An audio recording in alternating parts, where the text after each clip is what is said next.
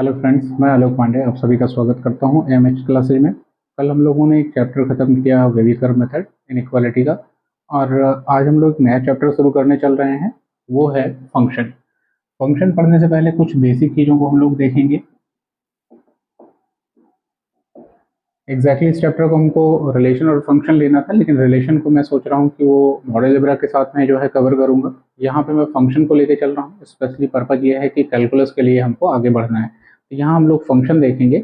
Relation का एक basic view लेते हुए आगे बढ़ेंगे। रिलेशन को टोटली जो हम लोग कवर करेंगे वो होगा मॉडल अलजेब्रा के पोर्शन में। तो आइए छोटी चीज़ों से शुरू करते हैं, इसके बेसिक कंसेप्ट से। सबसे पहले देखते हैं सेट क्या होता है। तो सेट क्या होता है, हर किसी को पता है। ये वेल डिफाइंड कलेक्शन और लिस्ट ऑफ ऑब्जेक्ट्स।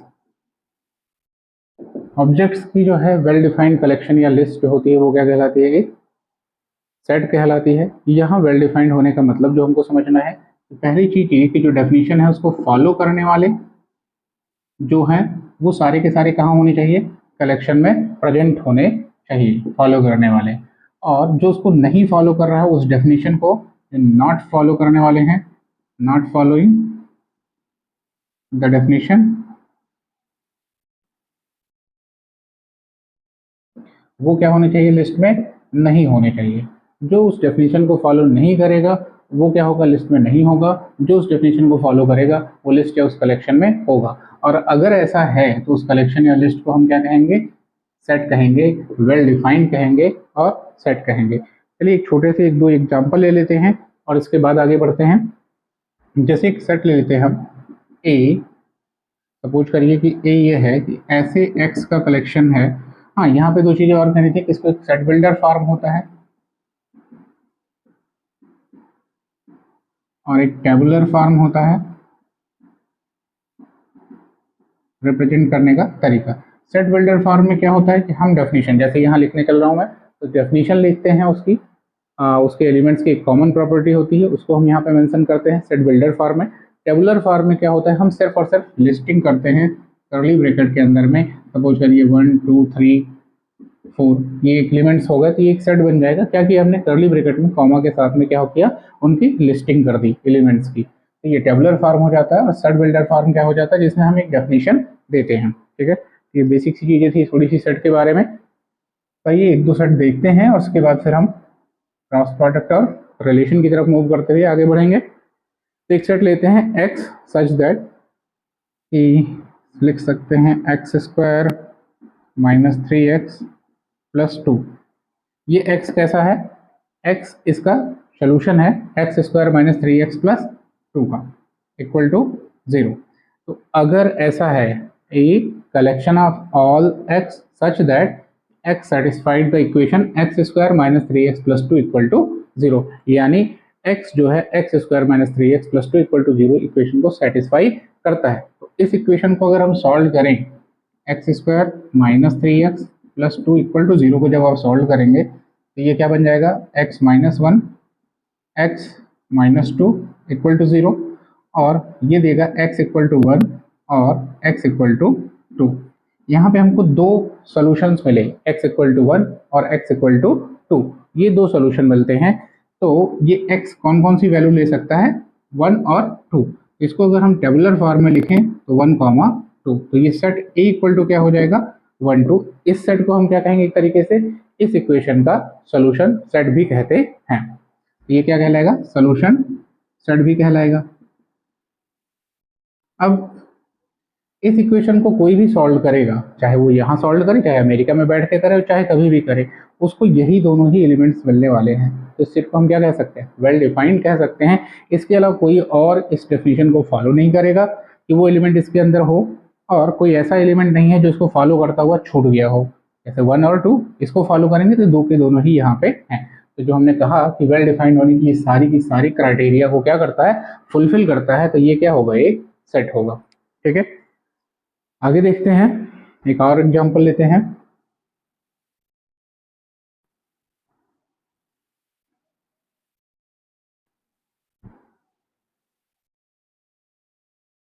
सपोज करिए कि हम एक कलेक्शन की बात कर रहे हैं कि कलेक्शन है बी, और बी को हम लिखना चाहें collection of all x such that, ये सारे एक्स का जिसका प्रोनाउंसिएशन किया था ऐसे ही कहते हैं collection of all x such that, और उसके बाद फिर हम डेफिनेशन को मेंशन करते हैं सच दैट कि x less than 100 comma x belongs to N, या x is a natural number.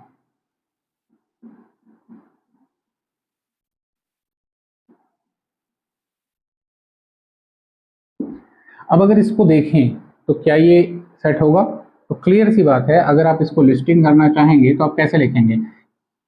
पहले तो x क्या है हमारा?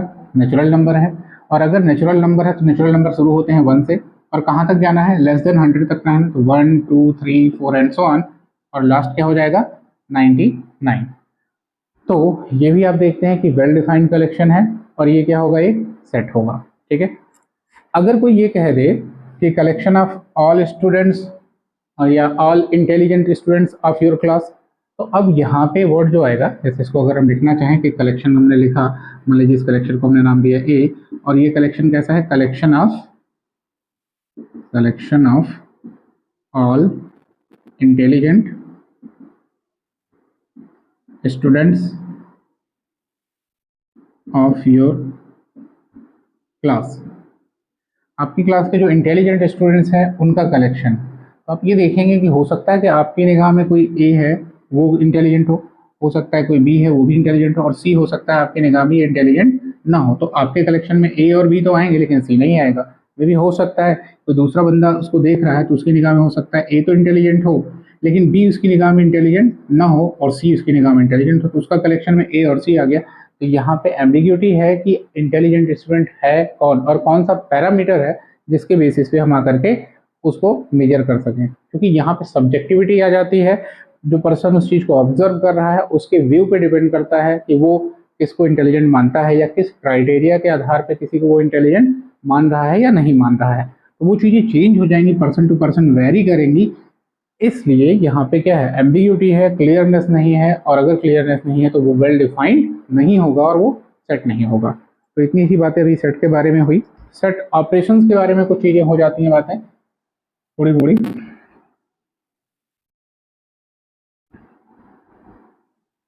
तो सेट ऑपरेशंस में जैसे intersection, union, difference,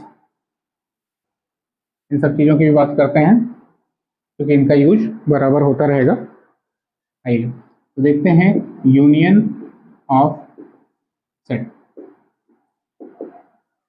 union of set क्या होता है इस चीज को देखते हैं। अगर दो सेट ले लें हम ए और बी, इनका यूनियन जो रिप्रेजेंट किया जाता है वो कैसे होता है? ए यूनियन बी, इस साइन से रिप्रेजेंट किया जाता है। और ये डिफाइंड कैसे होता है कि अगर ए यूनियन बी का कोई एलिमेंट है एक्स सच दैट, अब हमने कहा कि x is element of A union B. कैसे इसको पढ़ा जाएगा कि A union B is collection of all x, हर एक्स का कलेक्शन है। कैसे? उसको यहाँ पे डिफाइन करने चल रहे हैं कि एक्स बिलोंग्स टू ए और एक्स बिलोंग्स टू बी। या तो एक्स कहाँ का होगा? ए में होगा, या एक्स कहाँ का होगा? बी में होगा। तो उसको हम क्या कहेंगे? X union A union B का एक एलिमेंट कहेंगे। एग्जाम्पल के तौर पे ये लेते हैं, ए इक्वल टू ले लिया हमने 1 2 3, बी इक्वल टू हमने ले लिया मान लीजिए 2 3 5। अब अगर हमको इनका यूनियन लिखना है तो ऐसे सारे एलिमेंट्स का कलेक्शन लेना होगा जो ए में हो और बी में हो, दोनों में मिला करके हो। ऐसा नहीं है कि केवल ए में हो या बी में हो, इससे कोई मतलब नहीं है। वो सारे एलिमेंट्स, इन सारे एलिमेंट्स का कलेक्शन होना चाहिए। तो 1 2 3 और 5, यही 4 डिफरेंट एलिमेंट्स हैं जो इसमें हैं। इसका कोई भी एलिमेंट आप उठाइए। अगर हमने 3 को उठाया तो 3 देखिए कहाँ पे है? ए में है। संयोग से 3 किस में है? बी में भी है।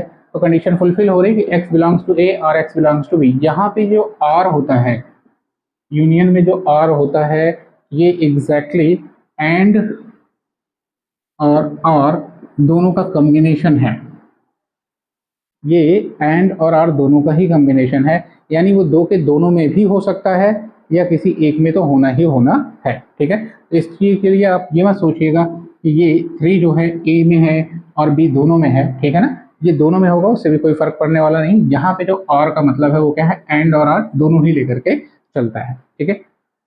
तो यहाँ पे हम लोगों ने यूनियन देखा, आइए इंटरसेक्शन देख लेते हैं इसी के साथ में।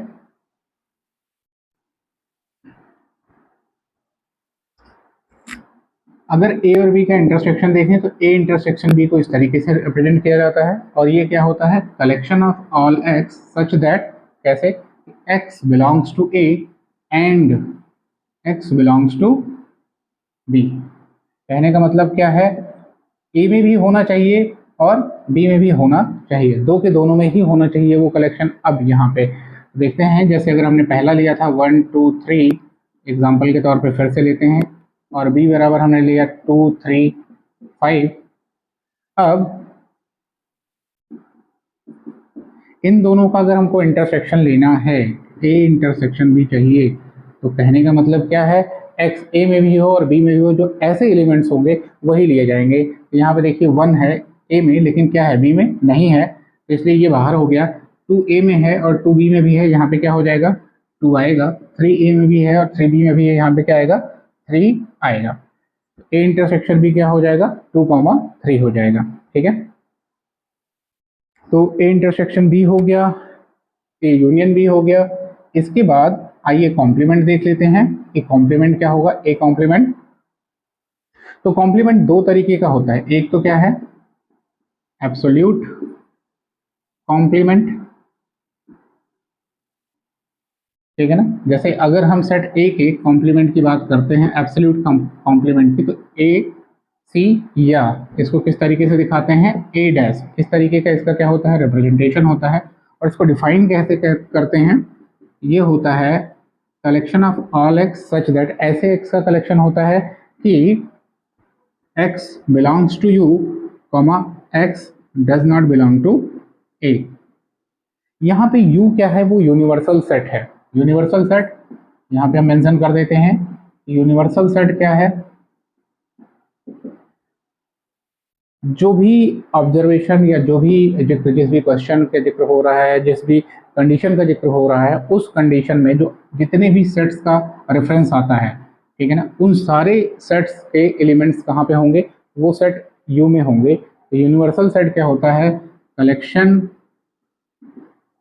Of all elements of all sets in reference. जो भी सेट रेफरेंस में आ रहे हैं, जितने भी सारे सेट रेफरेंस में आएंगे, उन सारे सेट्स का कलेक्शन जो हो, सारे सेट्स के एलिमेंट्स का जो कलेक्शन होगा वो क्या कहलाएगा, यूनिवर्सल सेट कहलाएगा। यानी इन सारे सेट्स का कोई भी एलिमेंट यूनिवर्सल सेट के बाहर नहीं है, ठीक है। तो ये प्रॉब्लम टू प्रॉब्लम चेंज होता रहेगा यूनिवर्सल सेट। तो यहाँ पे ये कहा गया है कि एक्स बिलोंग्स टू यू, तो इस चीज को कई बार ओमिट कर दिया जाता है, छोड़ दिया जाता है, क्यों, क्योंकि ये क्लियर ही है कि अगर हम ए कॉम्प्लीमेंट बी किसी भी सेट की बात कर रहे हैं, किसी भी पर्सपेक्टिव में बात कर रहे हैं, तो उसका एलिमेंट तो यू में होना ही होना है, क्योंकि यूनिवर्सल सेट के बाहर कोई भी एलिमेंट जा ही नहीं सकता है। तो कई बार इसको कैसे भी लिख दिया जाता है, ऐसे भी मेंशन कर दिया जाता है कि x such that x does not belong to A, यानी वो एलिमेंट्स जो ए में नहीं बिलोंग कर रहे हैं वो कहाँ पे होंगे, ए कॉम्प्लीमेंट में होंगे। तो ये तो एब्सोल्यूट कॉम्प्लीमेंट था, लेकिन एब्सोल्यूट कॉम्प्लीमेंट के साथ ही साथ एक और कॉम्प्लीमेंट होता है जो किसी सेट के रेफरेंस में होता है, ठीक है ना। आइए उसको देखते हैं कि वो क्या है।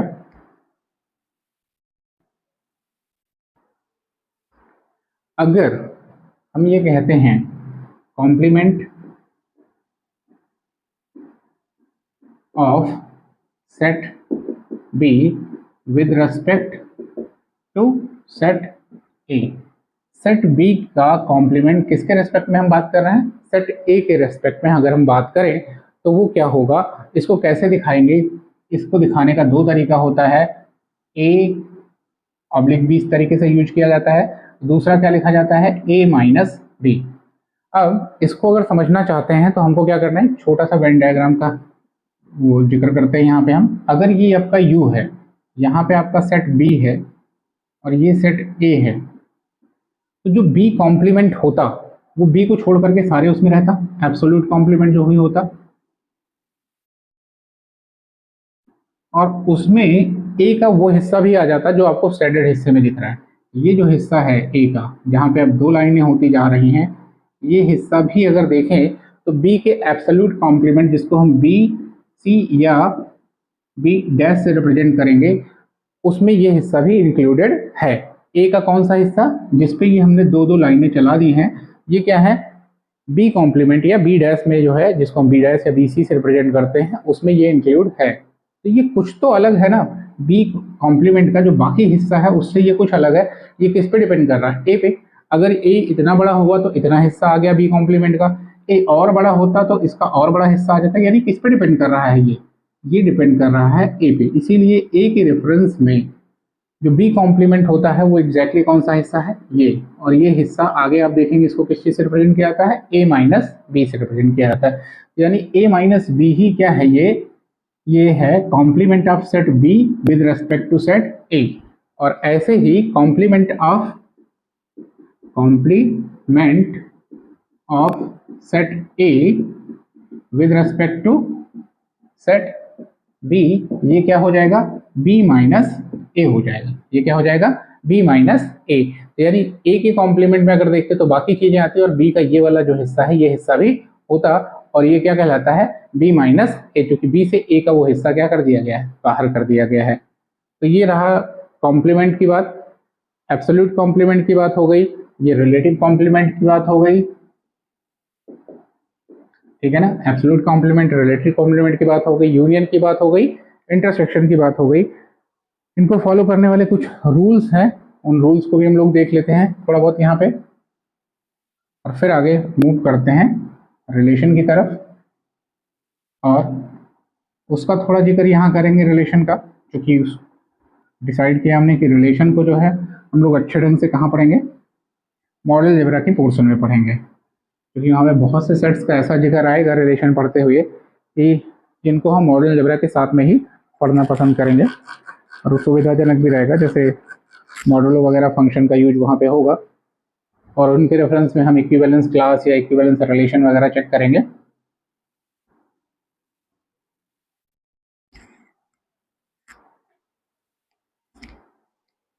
आइए कुछ चीज़ें देख लेते हैं बेसिक उसमें, जैसे आइडेम्पोटेंट लॉ।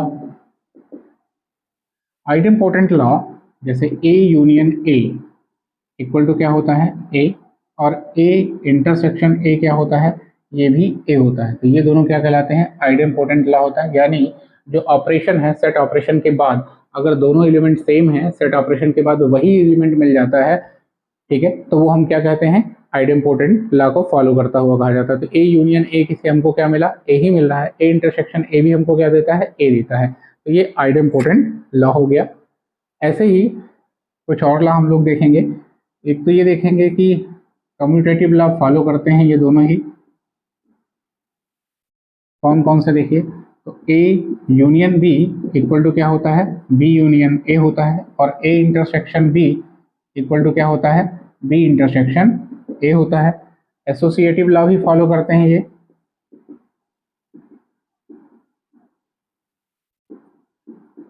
तो वो कौन कौन से हो जाएंगे, A union B union C equal to क्या हो जाएगा, ए यूनियन बी और यूनियन सी, और साथ ही साथ A intersection B intersection C equal to क्या हो जाएगा, ए इंटरसेक्शन बी और इंटरसेक्शन सी।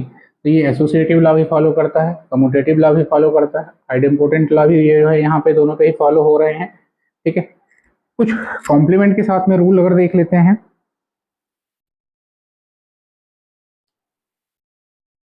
तो ए यूनियन ए कॉम्प्लीमेंट अगर हम देखें तो ये क्या देगा हमको, यू देगा।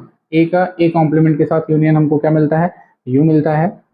और ए इंटरसेक्शन ए कॉम्प्लीमेंट जो होता है ये हमको क्या देगा, फाई देगा। इस चीज़ को आप अगर देखना चाहें, वेन डायग्राम से समझना चाहें, तो आप यहाँ से समझ सकते हैं। अब अगर ये आपका ए है, अगर ये आपका सेट ए है, तो इसके बाहर का जो है हिस्सा वो क्या हो जाएगा, ए कॉम्प्लीमेंट हो जाएगा। और इन दोनों के बीच में कुछ भी कॉमन नहीं है, ए इंटरसेक्शन ए कॉम्प्लीमेंट क्या हो जाएगा, वो नल सेट हो जाएगा। और जबकि ए यूनियन ए कॉम्प्लीमेंट अगर लेते हैं तो ये ए आ गया और ए कॉम्प्लीमेंट के बाहर का हिस्सा है, ए कॉम्प्लीमेंट मिल करके पूरा का पूरा रेक्टेंगल दे देगा, जिसको हम क्या कहते हैं, यूनिवर्सल सेट यू कहते हैं। ठीक है, A union A complement equal to U हो गया और A intersection A complement equal to क्या हो गया, पाई हो गया।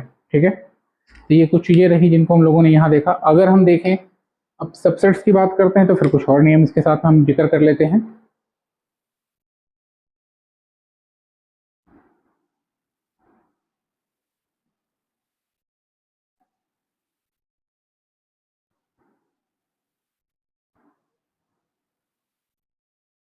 आइए देखते हैं सबसेट्स क्या होते हैं। अब अगर हम सबसेट्स की बात करते हैं कि अगर एक सेट है ए और ये सबसेट है बी का, रिप्रेजेंटेशन का तरीका ये है, कई बार लोग इसको प्रॉपर सबसेट के लिए यूज करते हैं, तो इक्वालिटी का जो चांस होता है उसके लिए इस तरीके से इक्वल साइन भी साथ में लगा लेते हैं। तो ए सबसेट है बी का, तो ये कब होगा, इसको अगर हमको डिफाइन करना है तो ये कैसे हो जाएगा, इस चीज को हम डिफाइन कर सकते हैं कि इफ ऐसी कंडीशन हो जाए x belongs to A, imply क्या कर दे, x बिलोंग्स टू बी। कि अगर ऐसा हो जाए कि x बिलोंग्स टू ए, ये इम्प्लाई कर दे x b में बिलोंग कर रहा है, और ये सारे के लिए होना चाहिए, तो फॉर ऑल चीज के लिए हम क्या कर दें, for all x belonging to A, x belong कर रहा है क्या, b में। तो अगर ऐसा है तो a क्या कहलाएगा, b का सबसेट कहलाएगा। कहने का मतलब है कि a के सारे एलिमेंट कहाँ पे हो गए, सेट b के एलिमेंट बन गए हैं। ऐसे केस में b को क्या कहा जाता है, सुपर सेट कहा जाता है। और ये बी सुपर सेट को रिप्रेजेंट कैसे करते हैं, be super set of A, equality भी लगा सकते हैं। ठीक है, तो ए सबसेट है बी का या बी सुपर सेट है ए का। इसको अगर देखा जाए तो जो अभी हम लोगों ने कुछ चीजें पढ़ी हैं, यूनियन, इंटरसेक्शन, इस टर्म में भी हम चीज को देख सकते हैं कि कब ए बी का सबसेट होगा। तो ए सबसेट होगा किसका, बी का।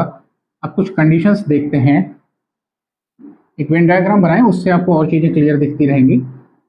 कि अगर हमारा ये बी है और ये ए है, ये क्या है, बी है और ये ए है, तो बी यूनियन ए आप देखिए, तो क्या सारे एलिमेंट बी के अंदर हैं कि नहीं, तो सारे के सारे एलिमेंट हैं।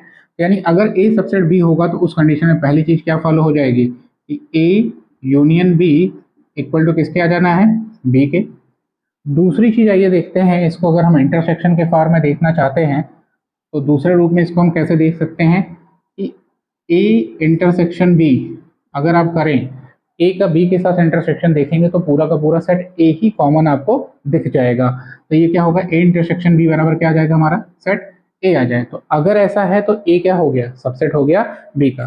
तीसरी चीज पे आते हैं, अगर हम इस चीज को देखना चाहें कि इनके कॉम्प्लीमेंट के फॉर्म में, ठीक है, अब अगर आप बी का कॉम्प्लीमेंट देखो तो बी का कॉम्प्लीमेंट क्या होगा, बी का कॉम्प्लीमेंट ये हिस्सा हो जाएगा।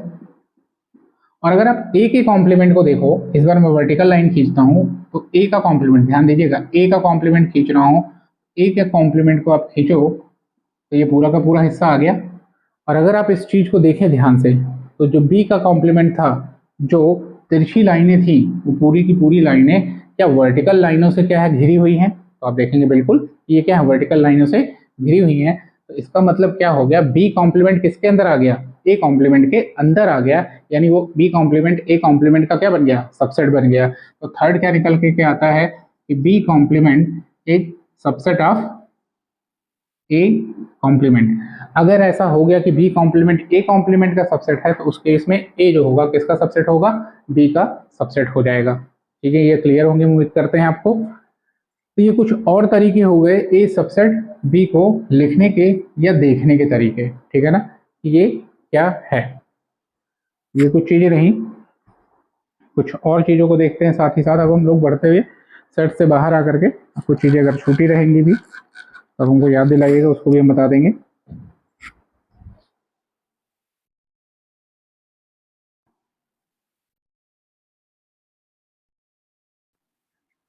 हाँ, एक चीज थोड़ी सी हमको ध्यान आ रही कि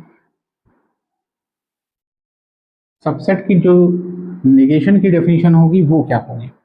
इस चीज को समझना चाहते हैं कि सबसेट की अगर निगेशन की डेफिनेशन देखना चाहते हैं, सबसेट की, यूनियन की, ठीक है ना। जैसे सबसे पहले यूनियन के लिए देखते हैं कि ए यूनियन बी है, और अगर हम कहें कि x does not belong to A union B, हमने क्या कहा, x does not belong to A union B है, तो उस केस में क्या होने वाला है आप बताएं। एक्स जो है वो क्या होगा, x does not belong to A and x does not belong to B. Clear होंगे, क्योंकि अगर एक्स किसी एक में हो जाता तो वो ए यूनियन बी में हो जाता है, इसका मतलब एक्स को दो के दोनों में ही एब्सेंट रहना होगा।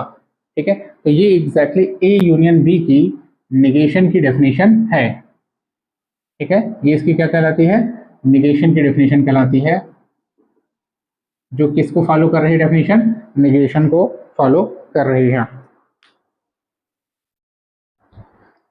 दूसरी चीज देखते हैं, ऐसे ही अगर हम कहें x does not belong to a intersection b, तो ये क्या इंप्लाई करता है, ध्यान दीजिएगा, a इंटरसेक्शन b में तभी होगा जब वो a में भी हो और b में भी हो। अगर किसी एक में नहीं हुआ तो उस केस में क्या हो जाएगा, वो इंटरसेक्शन में नहीं होगा। इसके लिए ये क्या हो जाएगा, x does not belong to a और x does not belong to b।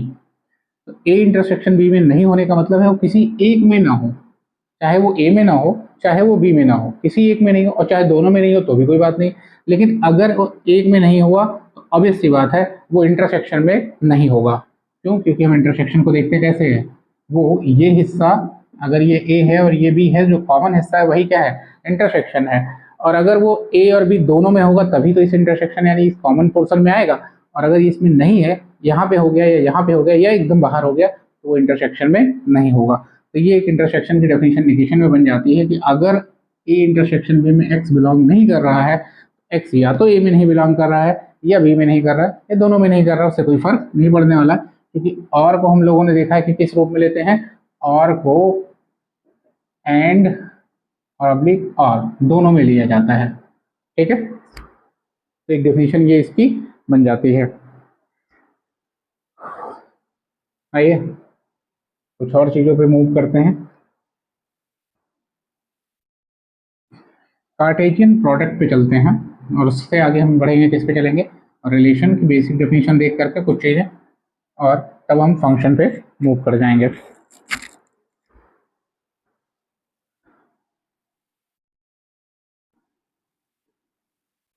Cartesian product,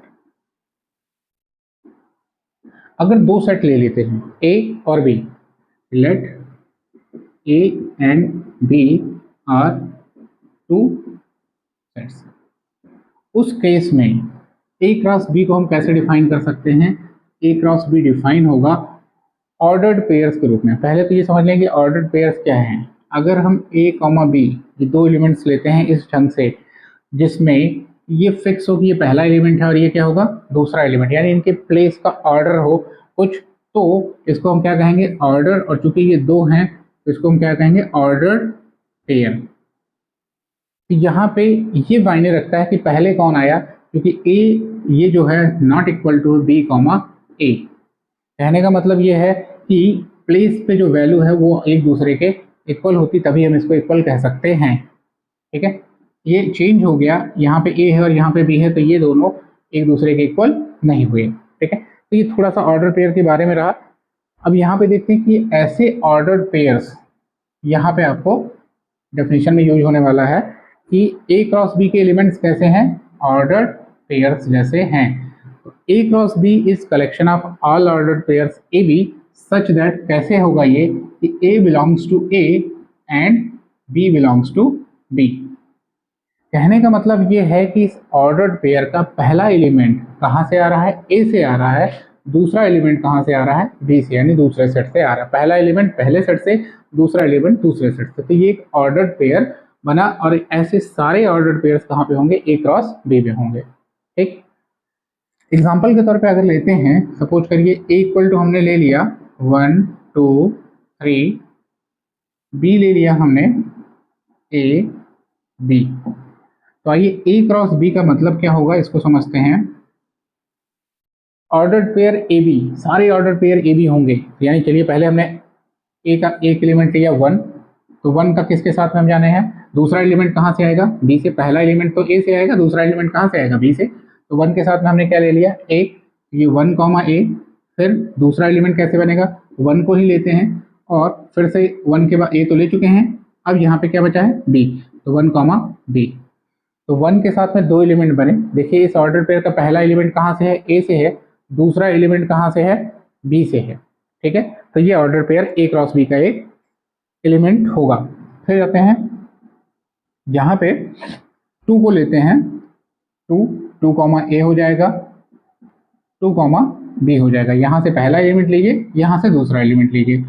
फिर तीसरा आगे देखते हैं, यहाँ हमने 3 ले लिया और यहाँ पे हमने लिया ए, 3 कॉमा ए, और फिर क्या हो जाएगा 3 comma B.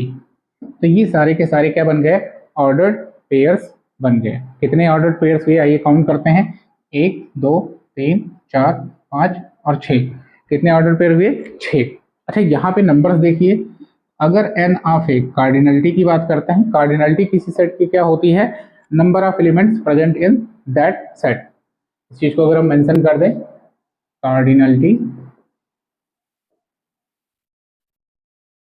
Of a set, वो क्या होता है, number of elements in the set. तो जो नंबर ऑफ एलिमेंट सेट में होंगे वो क्या कहलाते हैं, कार्डिनल नंबर कहलाते हैं, और उस नंबर को हम क्या कहते हैं, सेट की कार्डिनलिटी कहते हैं। रिप्रेजेंट कैसे करते हैं, अगर सेट ए के लिए कह रहे हैं तो इसको क्या लिखेंगे, एन ऑफ ए। तो यहाँ पे n of A equal to क्या है, 3, और यहाँ पे देखते हैं तो एन ऑफ बी क्या है, ये है 2। और अगर इन दोनों को मल्टीप्लाई करके देखें तो 3 इंटू 2 क्या है, 6 है, और यहाँ पे जो नंबर ऑफ एलिमेंट्स हुए वो क्या है, ए क्रॉस बी में 6 है। एग्जैक्टली इसको ऐसे समझ सकते हैं कि ए के हर एलिमेंट को बी के हर एलिमेंट से मिलाना है। ए और बी का यहाँ पे जो डेफिनेशन है कि ऐसे सारे ऑर्डर पेयर जो बन सकते हैं उनका कलेक्शन है। तो अगर हम ए के एलिमेंट्स को इधर रख लें 1 2 3, और इधर हमने क्या रख दिया, अब ए को 1 बी किससे जुड़ेगा, बी के एलिमेंट्स को रखते हैं इधर, तो 1 जुड़ेगा ए से, 1 जुड़ेगा बी से। ऐसे ही 2 के साथ होगा 2 जुड़ेगा ए से, 2 जुड़ेगा बी से। ऐसे ही 3 के साथ होगा 3 जुड़ेगा ए से और 3 जुड़ेगा बी से। तो हर जगह पे हमको कितने पेयर मिल गए, 2 2 2, और ऐसे कितने पेयर मिले, 3। तो ऐसे 2 पेयर, और ऐसे कितने पेयर के साथ मिल रहे हैं, ऐसे सॉरी ऐसे हमारे पास 3 पेयर्स हो गए, ठीक है ना। कैसे हो गए, 3 पेयर्स बन गए, और कितने के पेयर्स हैं, चूंकि 2 2 के, तो 3 गुणे 2, टोटल कितना हो गया हमारे पास, 6। तो हम ये देखते हैं कि अगर सेट ए क्रॉस बी ऐसा है कि जिसमें सेट ए के एलिमेंट्स क्या है, एन, और सेट बी के एलिमेंट्स क्या है, एम, तो ए क्रॉस बी में अगर हम कहें कि n of A equal to m, n of B यानी बी की कोऑर्डिनेलिटी क्या है, एन, देन उस केस में हमको क्या मिलने वाला है, n of A cross B, यानी Cartesian product A cross B का जो कार्डिनलिटी होगी वो n of A cross B equal to क्या हो जाएगा, एम इंटू एन, ठीक है ना। ये हो जाएगा n of A cross B equal to m into n. तो जितने एलिमेंट्स पहले सेट में हैं इंटू जितने एलिमेंट्स दूसरे सेट में हैं, उनको अगर मल्टीप्लाई कर दें तो हमको क्या मिल जाता है, हमको मिल जाता है कार्डिनलिटी किसकी, ए क्रॉस बी, यानी उनके प्रोडक्ट सेट की। प्रोडक्ट सेट को कार्टेशियन प्रोडक्ट भी कहते हैं, सिंपली प्रोडक्ट सेट भी कहते हैं, ठीक है। ये चीजें हो गई। अब प्रोडक्ट सेट से ही याद आ गया कि पावर सेट का भी यहाँ पे हम जिक्र कर लेते हैं कि पावर सेट क्या होता है, ध्यान आ गया है तो।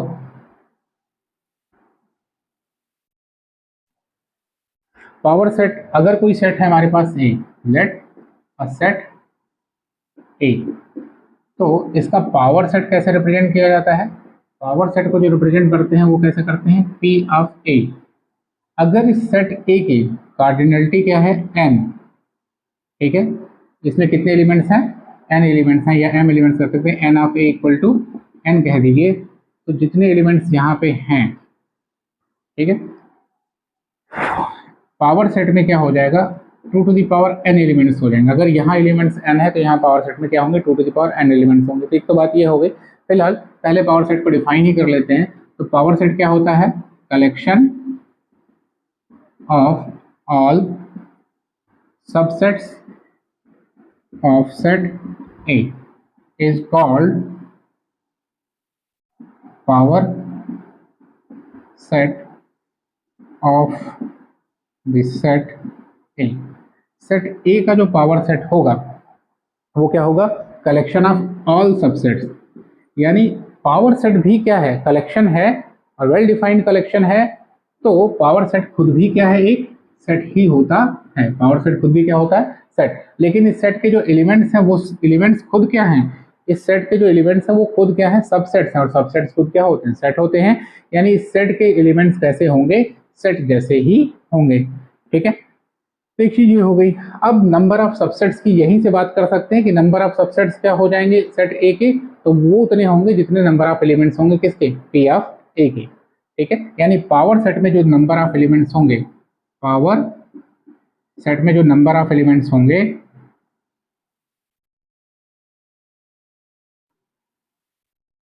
वो किसके बराबर हो जाएगा, वो हो जाएगा number of subsets of set ए।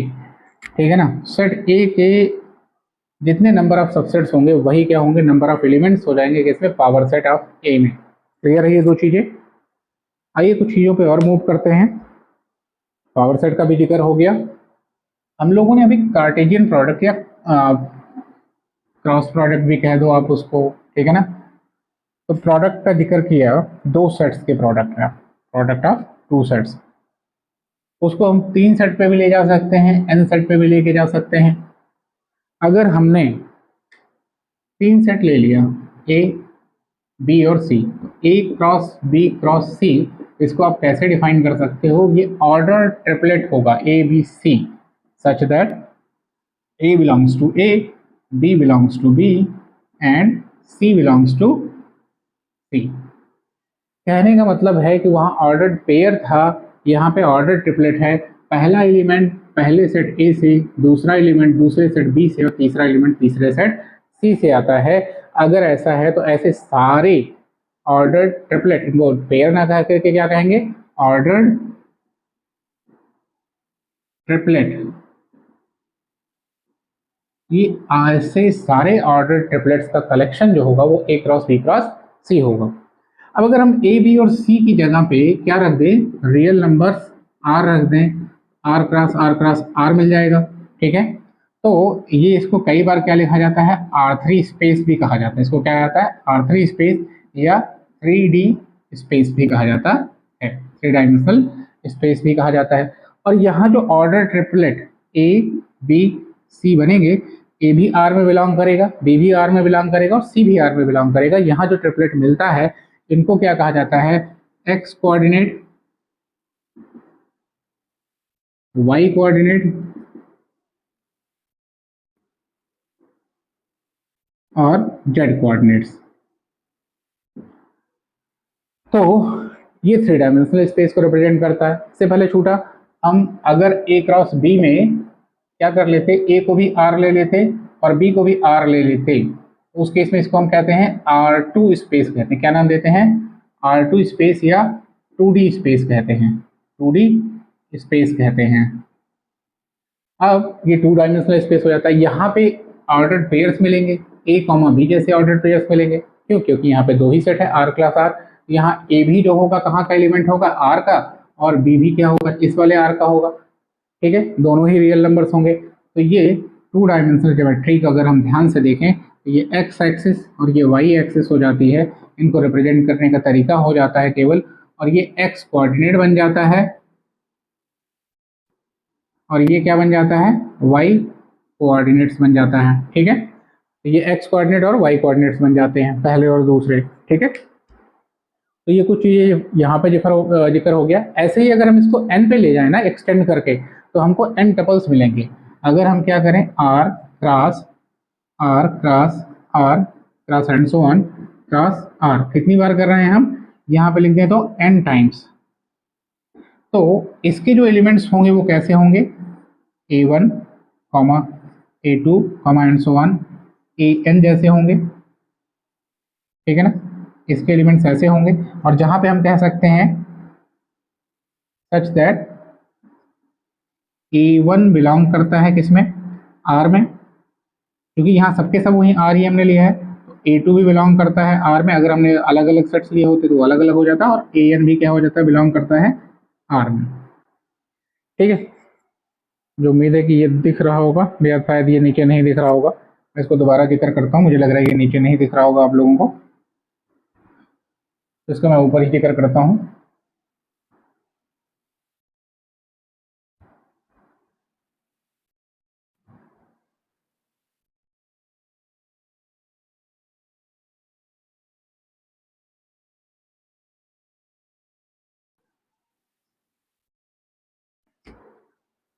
हमने ये कहा कि अगर हम ए क्रॉस बी क्रॉस सी में इन चीज़ों को किससे रिप्लेस कर रहे हैं, आर से, तो ऐसे ही रिप्लेस करते हुए हमने क्या किया, R cross R cross R cross and so on cross R, कितनी बार ले लिया हमने, एन टाइम्स ले लिया। ठीक है, तो इसके एलिमेंट्स कैसे होंगे, a one comma a two comma and so on, a n जैसे होंगे, और जहाँ पे ये a one a two and so on क्या हो जाएंगे, ए एन बिलोंग करेंगे आर में, क्योंकि हमने सबको सेम किया है। और अगर मान लो इसको R one R two R three या a one a two a three a n करते, तो ये क्या हो जाता है, ए वन बिलोंग करता है ए वन में, ए टू बिलोंग करता है सेट ए टू में, ए थ्री बिलोंग करता है सेट ए थ्री में, इस तरीके से हो जाता, रेस्पेक्टिव उसमें ले लेते। ठीक है, कहने का मतलब है जैसे यहाँ हमने A one cross A two cross and so on करके ए एन लिया होता, तो ए वन कहाँ का एलिमेंट होता, ए वन का, ए टू कहाँ का होता, ए टू का, इस तरीके से। क्योंकि हम सारे के सारे उसको क्या ले रहे हैं, रियल उस पर ले रहे हैं, तो हमने साथ ही लिख दिया कि ये सब किस में बिलोंग कर रहे हैं, आर में बिलोंग कर रहे हैं। तो ये जो है इसको हम क्या कहते हैं, एन टपल्स कहते हैं। ऐसे जो ऑर्डर्ड एन टपल्स हैं, इनका कलेक्शन किस में बिलोंग करेगा, R cross R n times में। इसको कई बार कैसे रिप्रेजेंट किया जाता है, आर एन, और आर एन स्पेस भी कहते हैं। आर एन स्पेस, इसी को यूक्लिडियन स्पेस कहा जाता है। क्या कहा जाता है, यूक्लिडियन स्पेस कहा जाता है। ऑब्जेक्टिव में कभी पूछा जा सकता है यूक्लिडियन स्पेस क्या है, तो आप ये जान लीजिए कि अगर हम क्या ले रहे हैं, आर क्रॉस आर कितनी बार ले रहे हैं, एन टाइम्स ले रहे हैं, तो ये किसको रिप्रेजेंट करेगा, यूक्लिडियन स्पेस को रिप्रेजेंट करेगा। ठीक है, एन डायमेंशनल, इसको क्या कह सकते हैं, एन डायमेंशनल यूक्लिडियन स्पेस कह सकते हैं।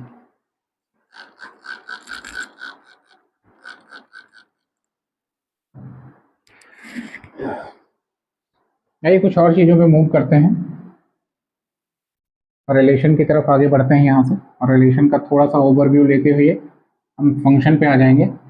और आपसे जैसा कि हमने पहले ही बताया था कि रिलेशन को डिटेल में डील करेंगे कहाँ पे, जब मॉडल अलजेब्रा की क्लास शुरू करेंगे उस समय रिलेशन को डिटेल में देखेंगे। तो आज थोड़ा सा, चूँकि फंक्शन की शुरुआत बिना रिलेशन का जिक्र किए हो नहीं सकता है, इसलिए पहले रिलेशन का जिक्र करते हैं और उसके बाद फिर फंक्शन तक पहुँचने की कोशिश करते हैं कि फंक्शन शुरुआत हो जाए। तो अब अगर हमने देखा था कि एक सेट ए है और एक सेट बी है, तो यहाँ से हमने किस चीज़ को डिफाइन किया था, ए क्रॉस बी को डिफाइन किया था। हमने क्या किया, दो सेट ले लिए, let A and B are two sets. हमने क्या डिफाइन किया, A cross B Cartesian product define किया है। अब अगर इस कार्टेशियन प्रोडक्ट का कोई हमने क्या ले लिया, सबसेट ले लिया, कोई क्या ले लिया, सबसेट ले लिया, सपोज करिए सबसेट को हमने नाम दिया आर, तो ये सबसेट आर जो होता है वो क्या कहलाता है, रिलेशन कहलाता है। क्या कहलाता है, रिलेशन कहलाता है। कहाँ से, R from A to B, R is a relation from set A to set B. क्या कहलाता है, R is a relation from set A to set B. और ये होता क्या है exactly, R is a subset of Cartesian product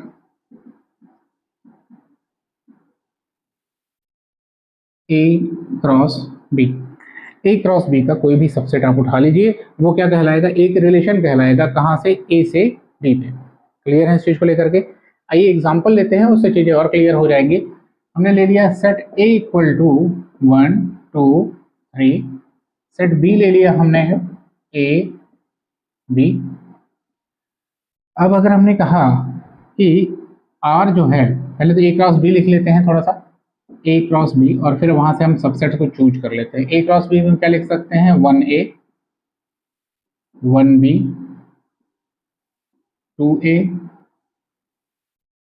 2B 3A hope कि ये आपको उसमें आ रहा होगा 3B, अदरवाइज आप सुन रहे होंगे। तो 1A 1B 2A 2B 3A 3B। अब ये चीज़ें हो गई, इसमें से कोई भी सबसेट लेना है तो सबसेट के लिए आपको क्या पता है, सबसेट के लिए आपको ये पता है कि कुछ एलिमेंट्स का कलेक्शन लेकर के, या किसी भी एलिमेंट का कलेक्शन ना लीजिए तो वो कलेक्शन क्या हो जाता है, सबसेट हो जाता है, ठीक है ना। तो इस सेट के कुछ एलिमेंट्स का हम कलेक्शन लेते हैं। सपोज करिए कि हमने कलेक्शन के रूप में क्या उठा लिया, वो उठा लिया 1A 2A 3B, ये हमने 3 सेट उठा लिए और इसको नाम दिया इस सेट को आर। इस सेट को क्या नाम दिया आर। तो ये आर एक रिलेशन होगा सेट ए से सेट बी पे, जिसको अगर हम चाहें तो कैसे दिखा सकते हैं, एक फॉर्म में इस तरीके से दिखा सकते हैं कि आर में ये एलिमेंट्स जो इसके पहले कोऑर्डिनेट्स बन रहे हैं, इनको क्या करें, इधर लिख दें 1 2 3। जो इसके दूसरे कोऑर्डिनेट बन रहे हैं इसको इधर लिख दें ए और बी। और 1 देखिए किससे जुड़ा हुआ है, यहाँ पे 1 जुड़ा है ए से, 2 जुड़ा है ए से, और 3 किससे जुड़ा हुआ है, बी से। तो ये एक रिप्रेजेंटेशन हो गया आर का, ठीक है। तो इस तरीके से और पढ़ा क्या जाएगा, इसको पढ़ा जो जाएगा वो पढ़ा जाएगा कि 1 is related to B under relation R. ऐसे ही कोई और अगर हम रिलेशन उठाना चाहें यहाँ से, तो अगर हमने इसको नाम दे, इसको R1 नाम दे दिया हमने फिर, और इसको चलिए हम R2 नाम देते हैं। और R2 में हम क्या करते हैं, 1A ले लिया, 1B ले लिया, 2B ले लिया, कुछ ऐसे ही ले लेते हैं, 1A ले लिया, 1B ले लिया, 2B ले लिया, 3A ले लिया। हमने कुछ एलिमेंट्स लिए, तो ऑब्वियस सी बात है R2 भी A क्रॉस B का क्या है, सबसेट है। यहाँ के सारे एलिमेंट्स कहाँ से हैं, A क्रॉस B के ही एलिमेंट्स हैं, तो ये क्या हो जाएगा, A क्रॉस B का सबसेट हो जाएगा। तो इसको अगर हम रिप्रेजेंट करना चाहें तो यहाँ से रिप्रेजेंट नहीं हो पाएगा। चलिए ऊपर ही चलना पड़ेगा हमको, ऊपर मूव करते हैं।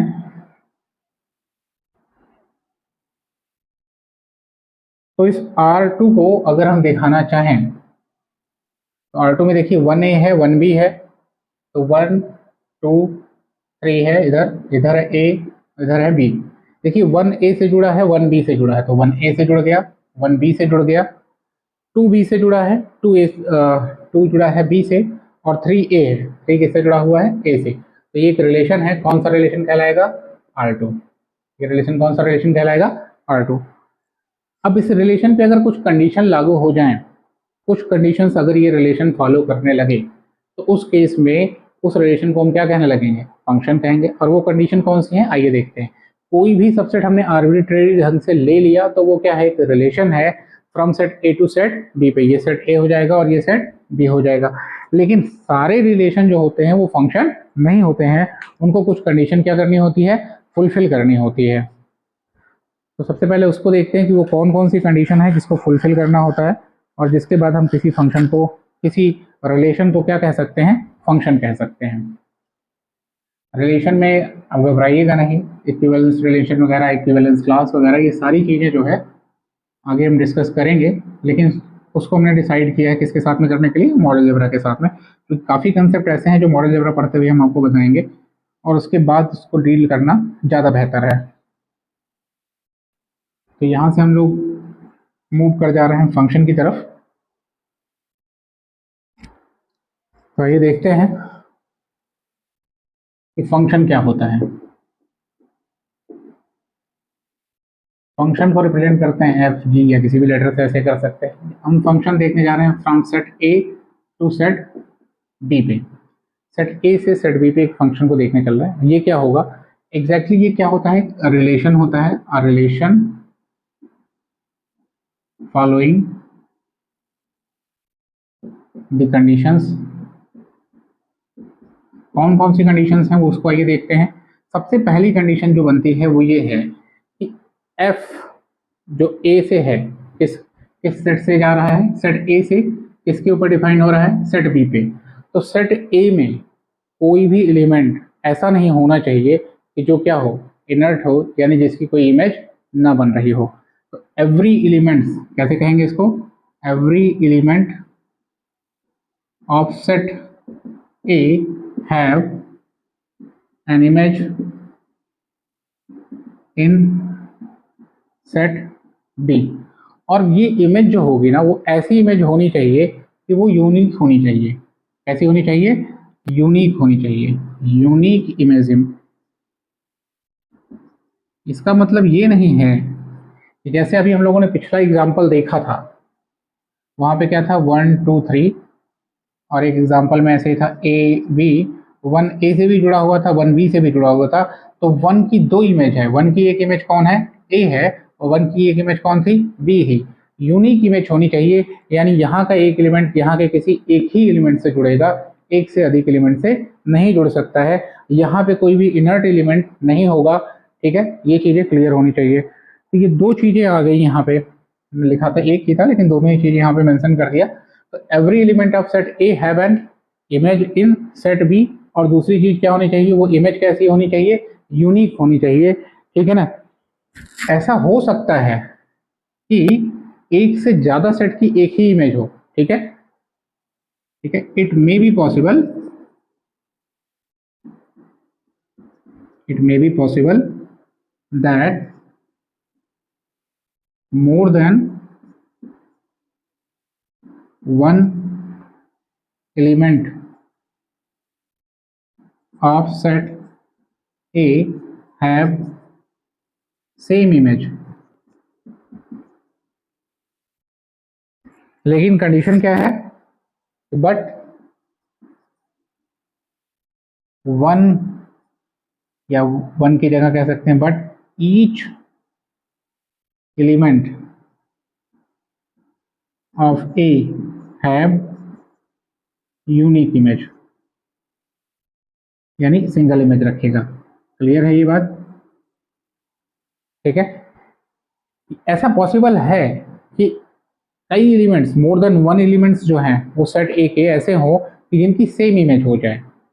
ठीक है, लेकिन कंडीशन क्या है कि ए की हर एलिमेंट की जो है ना वो अपनी यूनिक इमेज ही होगी, एक से ज्यादा इमेज नहीं रखेगा। इसको कुछ एग्जांपल्स के थ्रू समझने की कोशिश करते हैं। आइए, कि ये कहना क्या चाह रहे हैं हम, इसको एक एग्जांपल से यहाँ पे समझने की कोशिश करते हैं इस हिस्से में। कि अगर हमने सेट ए ले लिया, एक क्या कर लिया हमने? सेट ए लिया, और ए इक्वल टू ले लिया 1 2 3। चलिए एक सेट हमने बी ले लिया, 2 3 4 5 ले लिया। अब एक रिलेशन हमने ऐसा डिफाइन किया, अब रिलेशन ही है, फंक्शन भी कुछ और नहीं है, वो क्या है? रिलेशन ही है, लेकिन रिलेशन ऐसा जो कुछ नियमों को फॉलो कर रहा है। हमने एक रिलेशन R1 डिफाइन किया। कैसे डिफाइन किया? 1 2 3, और यहाँ पे हमने कुछ ले लिया, क्या है हमारे? 2 3 4 5। हमने कहा कि 1 यहाँ गया, 1 यहाँ गया, 2 यहाँ गया। ठीक है, और काम करते हैं, पहली वाली कंडीशन को यहाँ से समझाते हैं। हाँ, अब एक ऐसी कंडीशन बन गई, देखिए यहाँ पे जो सेट ए है हमारा, और यहाँ पे जो सेट बी है। सेट ए में पहली कंडीशन में कहा था कि every element of set A have an image. तो आप देखेंगे क्या 3 की कोई इमेज है? 1 की जो इमेज है वो सेट बी का एक एलिमेंट 1 किससे जुड़ रहा है? 2 से जुड़ रहा है। तो 1 की इमेज कौन है? 2 है। और 2 किससे जुड़ रहा है? 4 से। तो 2 की इमेज कौन है? 4 है। ठीक है ना? Every element is related with some element of B, ये होना चाहिए। लेकिन क्या 3 की कोई इमेज बन रही है? तो 3 किसी से नहीं जुड़ रहा है। सेट ए में इनर्ट एलिमेंट नहीं हो सकता, बी में रहे कोई फर्क नहीं पड़ता है, लेकिन ए में कोई इनर्ट एलिमेंट नहीं हो सकता है जो किसी से जुड़ा हुआ ना हो। और यहाँ पे 3 ऐसा ही एलिमेंट है जो किसी से नहीं जुड़ा हुआ, इसलिए ये क्या फंक्शन होगा? तो नहीं, ये फंक्शन नहीं होगा। एक दूसरा बनाते हैं,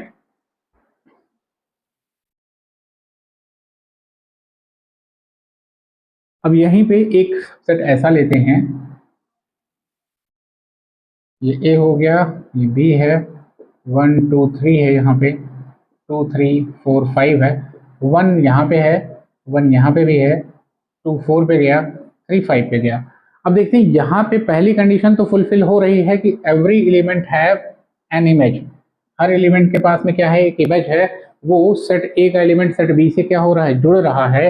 अगर इसको हम रिलेशन नंबर 2 कह दें, R2, तो ये R2 का हर एलिमेंट क्या हो रहा है, किसी ना किसी से जुड़ रहा है। पहली तो फुलफिल हो रही है, लेकिन दूसरी कंडीशन क्या हो रही है, 1 की क्या यूनिक इमेज है, नहीं। 1 की एक इमेज 2 है तो एक इमेज 3 है, तो element 1 have more than 1 image. इसका मतलब क्या हो गया, यूनिकनेस खत्म हो गई। क्या खत्म हो गई, यूनिकनेस, ये खत्म हो गई। और अगर यूनिकनेस खत्म हो गई उस केस में ये क्या होगा, फंक्शन होगा क्या, नहीं होगा। क्लियर है ये चीजें, इस केस में ये फंक्शन नहीं होगा। एक और एग्जांपल के तौर पे यहाँ पे देखते हैं, ये सेट ए है हमारा और बी है, और यहाँ पे फिर से वही 1 2 3 है, ये 2 3 4 5 है। अब अगर ऐसा हो जाए कि 1 3 से जुड़ जाए, 2 2 से जुड़ जाए, 3 4 से जुड़ जाए, एक ऐसी कंडीशन हो सकती है। एक ऐसी कंडीशन भी हो सकती है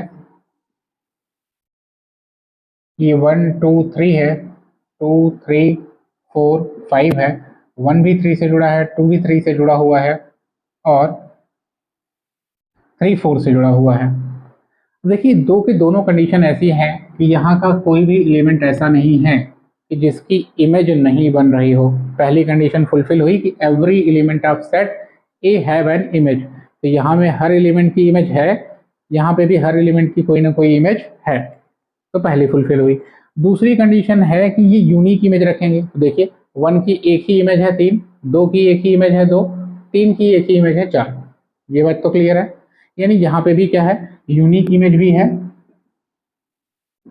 इमेज, और नो इनर्ट एलिमेंट, कोई भी इनर्ट एलिमेंट नहीं है। तो इसका मतलब ये क्या है, फंक्शन है। अगर इसको हम R3 कहें तो ये R3 हमारा क्या है, फंक्शन है।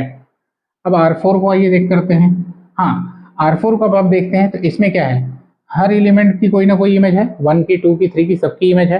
अच्छा, 1 की इमेज क्या है, 1 की इमेज है 3, 2 की भी इमेज क्या है 3, और 3 की इमेज क्या है 5। क्या यहाँ यूनिकनेस टूटी, नहीं, यूनिकनेस नहीं टूटी, क्योंकि यूनिकनेस किस चीज की थी कि 1 की यूनिक इमेज होगी तो 1 की 3 है ना, 1 की इमेज दूसरी तो नहीं है, 2 की भी अपनी यूनिक इमेज है 3, 2 की कोई दूसरी इमेज तो नहीं है, और 3 की इमेज है 5, यहाँ भी 3 की कोई दूसरी इमेज नहीं। यहाँ ये कंडीशन थी, ये कोई कंडीशन नहीं है, ये पॉसिबिलिटी है कि इट मे बी पॉसिबल, ऐसा पॉसिबल है कि मोर देन 1 एलिमेंट, एक से ज्यादा एलिमेंट किसके, सेट ए के, हैव सेम इमेज, ठीक है ना, उनकी सेम इमेज हो सकती है। देख रहे हैं 1 की भी 3 इमेज है, 2 की भी 3 है, इससे कोई फर्क नहीं पड़ने वाला है, ये पॉसिबल है। तो हम यहाँ पे देखिए कि कौन सी चीजें फंक्शन होंगी कौन सी नहीं। तो पहली चीज जो देखी है कि यहाँ पे कोई भी एलिमेंट इनर्ट नहीं होना चाहिए, कोई भी छूटा हुआ नहीं होना चाहिए। दूसरी चीज ये है कि हर एलिमेंट की अपनी सिंगल इमेज होनी चाहिए, एक एलिमेंट की एक से ज्यादा इमेज नहीं हो सकती है। तो आइए इस पे आज कुछ एक दो एग्जाम्पल्स देखेंगे, और उसके बाद डिटेल में कल टाइप्स ऑफ फंक्शन को देखेंगे, कौन सा फंक्शन है या नहीं है इसको हम लोग ग्राफ के थ्रू देखने की कोशिश करेंगे। ठीक है, कि अगर हमको ग्राफ पता है उस फंक्शन का, तो उस फंक्शन के बारे में हम बता सकते हैं कि ये फंक्शन होगा या नहीं होगा, सिर्फ उसका ग्राफ आपको पता है तो उसको देख करके। तो कल हम लोग उस चीज पे आएंगे। दूसरी चीज जो है, आज तो अभी हम लोग सिर्फ ये देखेंगे बेसिक उस पर कि फंक्शन है या नहीं। तो चलिए एक एग्जाम्पल के तौर पे लेते हैं। R1 इक्वल टू हमने लिखा 1 2 2 3 3 4 1 5। एक हमने लिखा R2 1 2 2 1 2 2। एक हम लिखते हैं R3, ऐसा लिख सकते हैं इसको कि x such that x less than 4 comma x belongs to n। ठीक है, इसको ऐसे कर सकते हैं x कॉमा 4, ठीक है ना, x such that x less than 4 x belongs to n। अब हमारे पास ये तीन है, पहले इन तीनों को समझने की कोशिश करते हैं। तो पहले एग्जांपल में अगर आप देखें तो 1 की इमेज क्या है, 2 है, 2 की इमेज क्या है, 3 है, 3 की 4 है, लेकिन 1 की इमेज क्या हो गई, 5। तो अगर आप यहाँ पे देखें तो 1 की 2 इमेज बन रही है, 2 और 5। तो ऐसे उसको हम समझने के लिए क्या करेंगे, सबसे पहले ही पहले कोऑर्डिनेट पे नज़र डालते हुए जाएंगे। कहीं अगर पहला कोऑर्डिनेट रिपीट कर गया तो उस केस में वो फंक्शन नहीं हो सकता है, क्योंकि यहाँ पे 1 की इमेज 2 है और 1 की इमेज 5 है, यूनिकनेस खत्म हो गई। यहाँ पे क्या खत्म हो गई, इमेज की यूनिकनेस खत्म हो गई। ऐसे ही इस एग्जांपल में अगर आप देखें तो 2 की इमेज 1 है और 2 की ही इमेज 2 भी है, यूनिकनेस यहाँ भी खत्म हो गई, तो ये दोनों फंक्शन नहीं हुए। तीसरा इसको देखते हैं, क्या ये फंक्शन होगा, ये ऑर्डर्ड पेयर x, 4 है सच दैट x लेस देन 4 है, और x कहाँ का एलिमेंट है, n का एलिमेंट है, ये भी बता दिया इन्होंने। ठीक है, तो आइए देखते हैं कि अगर इसको हम लिखें तो ये क्या बनेगा। n है तो मतलब 1 से शुरू होगा, तो 1 लेस देन 4 है तो 1 4 होगा, 2 लेस देन 4 है तो 2 4 होगा, 3 लेस देन 4 है तो 3 4 होगा, क्या और 4 लेस देन 4 नहीं होगा, इसके अलावा कोई एलिमेंट मिलेगा नहीं। तो ये कैसा बना हमारा 1 4 2 4 3 4। अब आइए देखते हैं क्या ये फंक्शन है, तो 1 2 3 और यहाँ पे केवल एक एलिमेंट है, 1 भी 4 पे गया, 2 भी 4 पे गया, 3 भी 4 पे गया, बिल्कुल है। यहाँ कोई इनर्ट एलिमेंट नहीं है, बिल्कुल नहीं है। दूसरी चीज क्या है कि 1 जो है वो 4 पे गया है, ठीक है ना, 2 जो है हमारा कहाँ पे गया है, 4 पे गया है, 3 भी 4 पे गया है, सबकी क्या हो रही है, कॉमन और सिंगल इमेज बन रही है। तो ये पॉसिबिलिटी तो थी, हमने कहा ही था कि may be more than one element of x, more than one element of set A is related with a single element of set B, यानी एक के एक से अधिक एलिमेंट सेट बी के किसी एक ही एलिमेंट से जुड़े हुए हो सकते हैं। तो यहाँ एक से अधिक एलिमेंट किसी एक से जुड़े हुए हैं, तो यहाँ कोई दिक्कत नहीं है, और ये क्या होगा, हमारा फंक्शन होगा। कभी कभी ऐसे भी दे दिया जाता है, चलिए R4 लेते हैं, कि ये क्या दे दिया, plus minus 2 4 plus minus 3 2। R5 एक लेते हैं, ऐसा भी दे सकता है कि 2 plus minus 2 3 plus minus 3 and so on. आइए इनको ऐसे देखते हैं, इनको आप ओपन करके पहले चेक कर लो कि ये क्या क्या बन रहा है। तो R4 में क्या आएगा आपका, आप देखिए, तो जब प्लस 2 लेंगे तो ये क्या बनेगा, 2 4, माइनस 2 लेंगे तो ये क्या बन जाएगा, माइनस 2 4, यहाँ प्लस 3 लेंगे तो 3 2, और ये क्या हो जाएगा, माइनस 3 2। तो आपका ये सेट बना। अब यहाँ पे देखिए 2 का एक ही इमेज 4, माइनस 2 की इमेज 4, इससे कोई फर्क नहीं पड़ने वाला कि वो सेम है। आप यहाँ पे इस तरीके से देख सकते हैं, 2 -2 3 -3, और ये 4 और 2 है, 4 2। देखिए 2 किससे जुड़ा हुआ है, 4 से, -2 4 से, 3 किससे जुड़ा हुआ है, 2 से, -3 2 से। फिर से यहाँ कोई इनर्ट एलिमेंट नहीं है, ठीक है ना, पहले सेट में कोई भी इनर्ट एलिमेंट नहीं है जिसका इमेज ना बन रहा हो, और किसी की दो इमेज नहीं बन रही है। 2 की सिंगल इमेज है 4, -2 की भी सिंगल इमेज है, 3 की भी सिंगल इमेज 2 है, और -3 की भी सिंगल इमेज है, यानी यूनिकनेस भी बनी रह रही है। तो ये क्या होगा, फंक्शन होगा। लेकिन आइए इसको देखते हैं कि R5 का क्या रहेगा। क्या R5 फंक्शन है, जब तक मैं यहाँ साफ कर रहा हूँ तब तक आप देखिए, अगर आपको समझ में आता है तो हम देखेंगे। R5 को अगर लिखना चाहें, ठीक है, यहाँ से रिलेशन क्या है, R5, और ये कैसा है, 2 प्लस माइनस 2, यहाँ पे हमारे पास है 2 और यहाँ पे है 3, इधर है 2 -2 है, और इधर है 3 -3 है।